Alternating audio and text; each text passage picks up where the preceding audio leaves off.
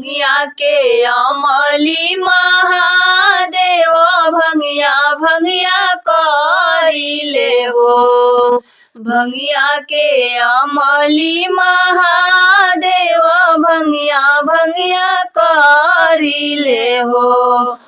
गौरा भंगिया पीसत अलसैली त भंगियो ना पीसेली हो। ललना भंगिया पीसत अलसैली त भंगियो ना पीसेली हो।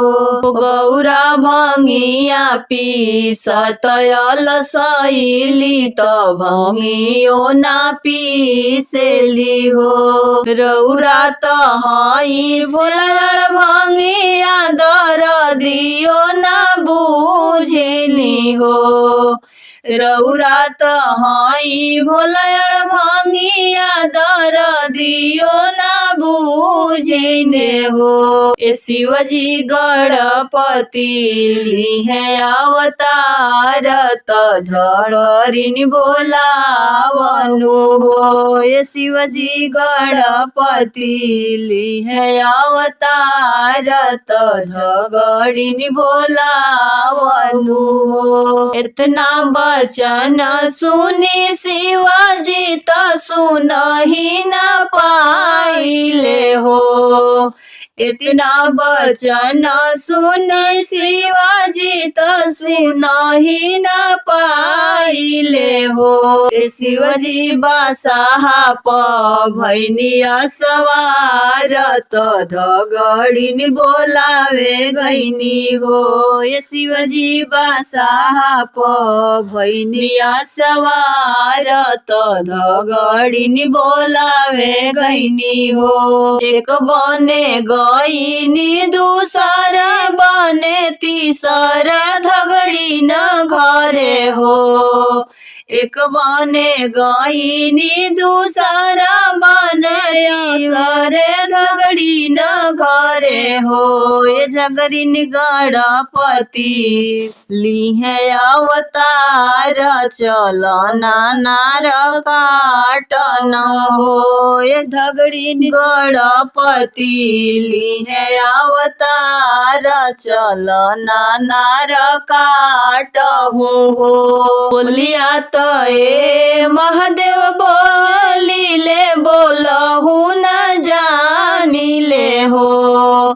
बोलिया त ए महादेव बोलिले बोलहु न जानिले। महादेव हम लेबो सोन के सिपुलिया त अवरु हंसुलियानु हो। ये महादेव हम लेबो सोन के सिपुलिया त अवरु हंसुलियानु हो। ये महादेव हम लेबो मोतिया के आखत त बहिनार काटबी हो। ये महादेव हम लेबो सोनहि के आखत बहिनार काटबी हो। इतना वचन सुनी महादेव झगड़िन से कहिले हो। इतना वचन सुनी महादेव झगड़िन से कहिले हो। झगड़िन हम देबो सोन के सिपुलिया त अवरु हंसुलियानु हो। ये झगड़िन हम देबो सोन के सिपुलिया त अवरु हंसुलियानु हो। ये झगड़िन हम देबो मोतिया के आखत चलहु नार काटहु हो।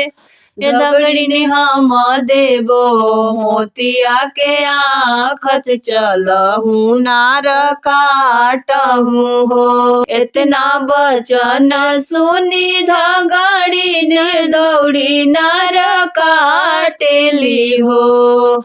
इतना वचन सुनी झगड़िन दौड़ी नार काटेली हो। सखिया गणपति लिहले अवतार हो खन लागल सोहर हो ए सखी गणपति लिहले अवतार हो खन लागल सोहर हो।